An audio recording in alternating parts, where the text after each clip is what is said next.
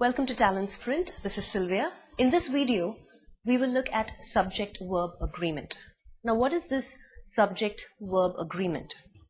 Well, to coexist, one person has to agree with another. Apply the same principle in a sentence. It is equally important to speak and write good English. And so the building blocks of any sentence, namely the subject and the verb, must go hand in hand.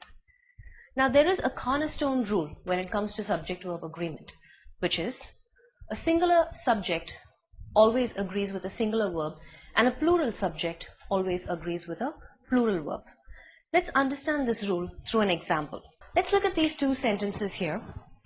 The first example says, my cousins eat dosa for breakfast almost every day. So, in this sentence, can you identify the subject? The subject is, of course, cousins, right? And we're talking, or we're referring to more than one cousin. So it is a plural subject, right? So when you look at the plural subject, and what is the action verb here? Our verb, the word eat, right? And this is a plural verb. So plural subject, plural verb. Let's move to the next example.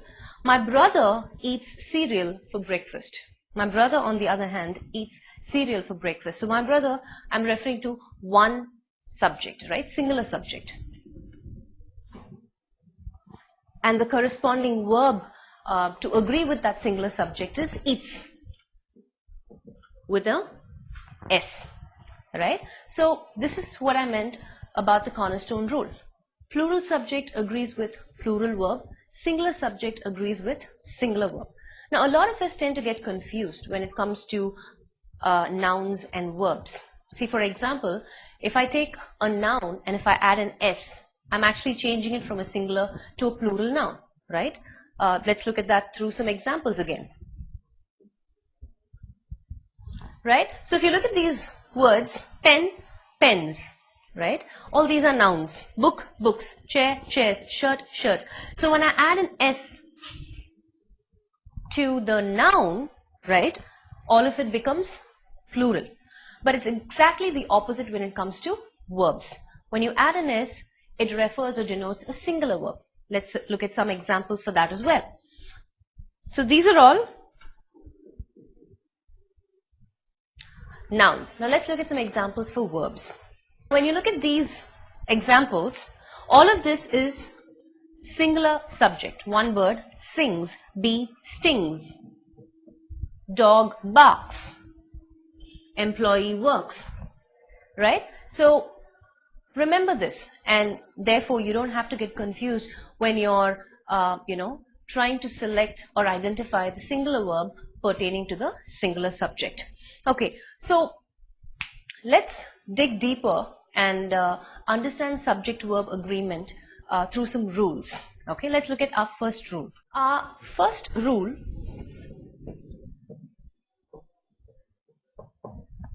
is don't be confused by the words that come between the subject and the verb. They do not affect agreement, right? Let's understand that with an example sentence.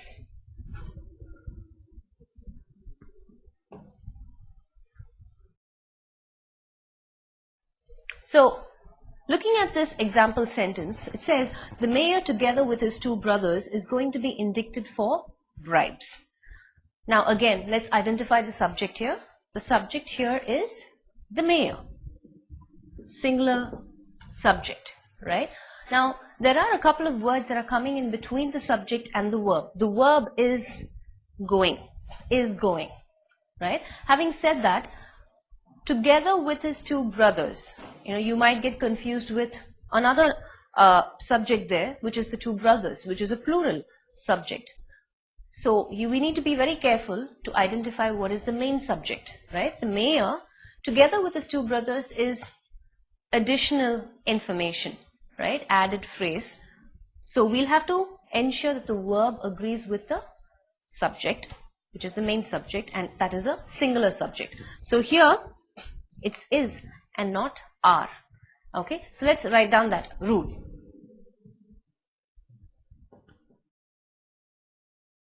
Right? So that is our first rule. Do not get confused by the words that come between the subject and the verb.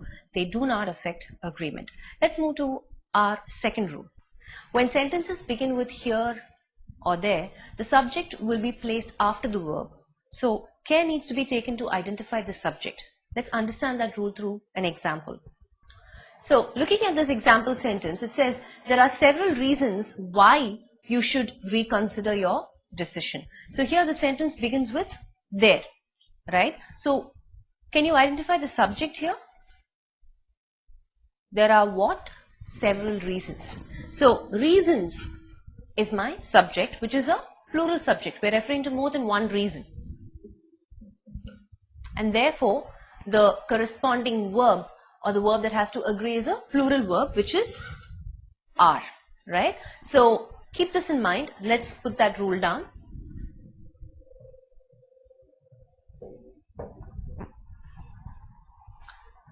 So we need to ensure that we identify the subject correctly in this particular rule, right? So keep that in mind. Let's move to our next rule. Rule 3.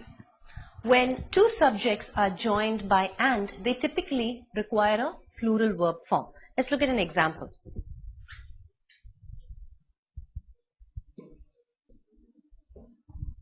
Right? So let's look at this example sentence here. It says, Arun and Aravind, who run a copy center in town, have decided to expand their business. So we have two subjects, Arun and Aravind, right? More than one subject. So when two subjects are joined by and, they typically require a plural form. One other way, if you're in doubt, is to substitute those subjects with a pronoun. If I have to substitute Arun and Aravind, I would say they run a copy center, right? It will not be they runs a copy center. So let's put that rule down.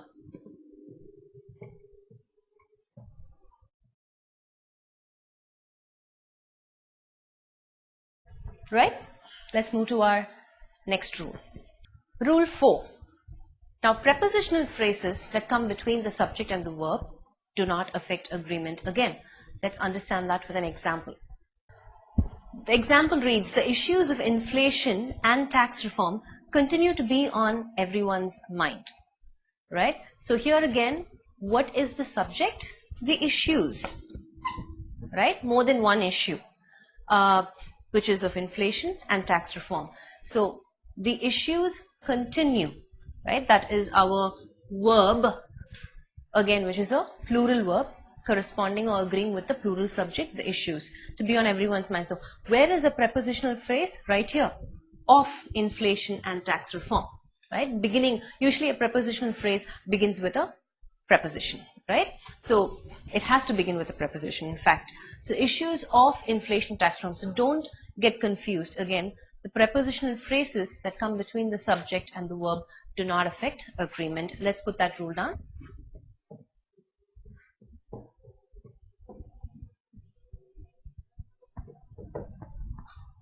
Right?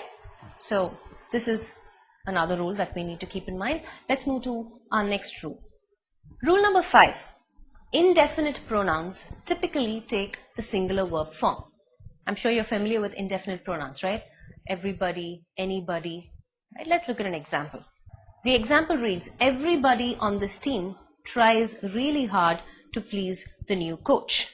So if you look at it, everybody is the indefinite pronoun here. And if you look at the corresponding verb, it is tries, which is a singular verb. So remember the rule, indefinite pronouns usually take up the singular verb form.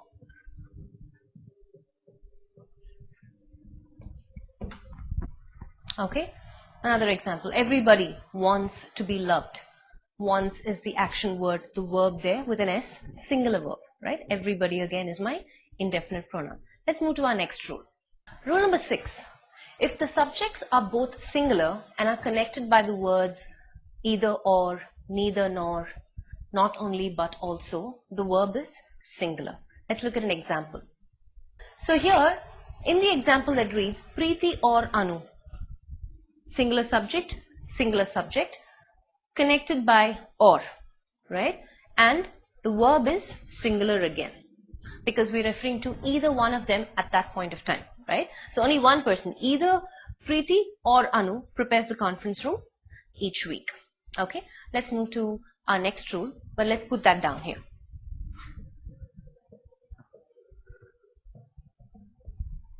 Okay, so apply this rule as well. So when both the subjects are singular, connected by or, neither nor, either or, not only but also, the verb is singular. Let's look at our next rule. Rule number 7. Now, if one subject is singular and the other subject is plural, and then both are connected by or, neither nor, either or, not only but also, you'll have to look at the verb form of the subject that is nearest to the verb. Let's understand that with an example. So here we have the example that reads, neither Rahul nor his parents are interested in keeping in touch with her. So here again we have one subject, Rahul, which is a singular subject, and then we have parents, which is a plural subject, connected by neither nor. So what we're doing here is, we're looking at where should the verb come? Right here, are interested. This is our verb, right? So the verb form is determined by taking the nearest subject to the verb, right? So the nearest subject is the plural subject parents, so we go with the plural verb are and not is. So neither Rahul nor his parents are interested in keeping in touch with her. Let's go ahead and put down that rule.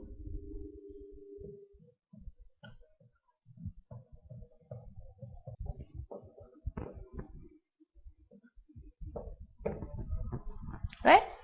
So hope this rule is comprehensible. You have understood this rule, right? So if one subject is singular and the other subject is plural, and both these subjects are connected by or, neither nor, either or, not only but also, we'll have to look at and use the verb form of the subject that is nearest to the verb. Okay? So in this example, plural subject, so we take the plural verb. Let's move to our next rule. Rule number 8. Quantifiers like few, many, several, both, all, some always take up the plural verb form. Let's look at an example. The example reads, of the eggs, several were broken. So here again, the quantifier several, which we already know is more than one, has to take up the plural verb form, which is were and not was. Let's put that rule down.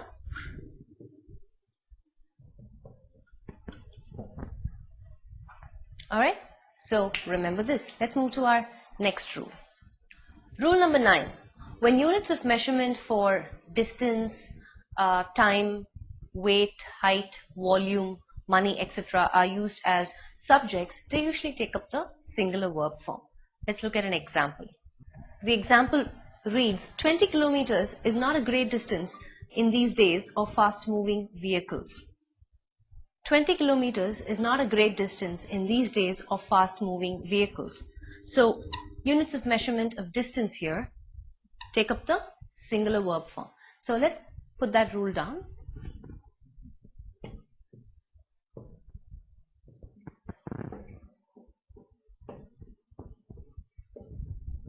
Right? They take up the singular verb form. So, keep this in mind. Let's move to our next rule.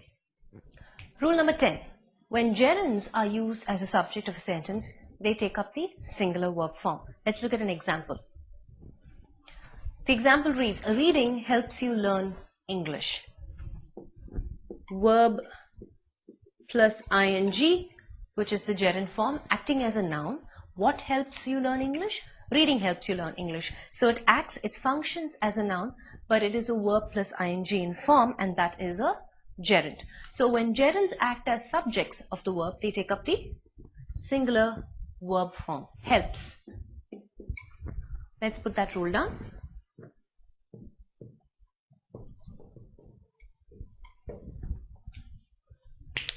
We've looked at 10 rules. We have some more to go. Let's look at them. Rule 11. Now, collective nouns like herd, senate, crowd, class, etc. usually take a singular verb form. Let's understand that with an example. So, the example reads, the play's cast is rehearsing for today's show. So here, cast What it basically means is the members of the cast here are functioning as a single unit. So it denotes or refers to a singular noun, singular subject, right? So the play's cast is rehearsing for today's show. It corresponds to a singular verb. Let's put that rule down.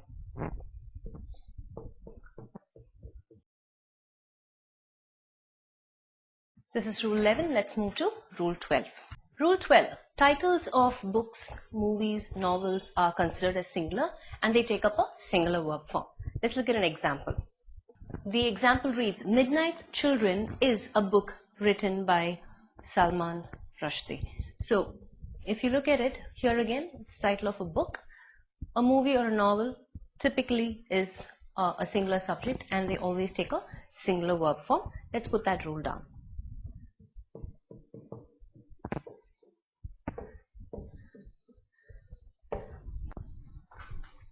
That's Rule 12 for you. Let's move to our next rule. Rule 13. Well, the subject is singular when two subjects are separated by and refer to the same person or thing. Let's look at an example for this. So, the example reads, red beans and rice is my mom's favorite dish. So, I have two subjects, red beans, rice, right? When two subjects are connected by and, but they refer to the same person or thing, and in this example sentence it refers to my mom, which is the same person, right? So both of these are referring to the same person, and that's why it takes up the singular verb form is and not are. So keep that in mind. We already saw an earlier rule which said when two singular subjects are connected by and, they typically take up the plural verb form. But the only difference here is if both those subjects are referring to the same person or thing, then we take up the singular verb form. Let's put that rule down.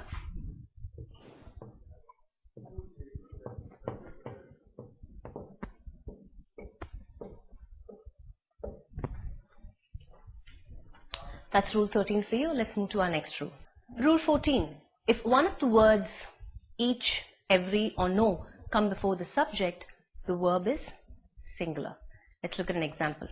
The example reads, no smoking or drinking is allowed. Right? So, the subject, it comes before the subject, no, smoking or drinking is allowed. So, if one of the words each, every or no come before the subject, it usually takes up the singular verb form. Okay.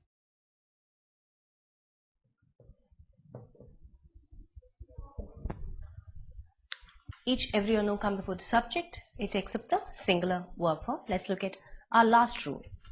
Rule 15. When two infinitives are separated by and, they take up the plural form of the verb. Let's look at an example. The example reads, to talk and to chew gum require great skill. So we know what an infinitive is, right? To plus verb. To talk. To chew. Right? To plus verb again. So if two infinitives are separated by and, they take up the plural verb form, require, and not requires, which is the singular verb form, right? So let's put that down.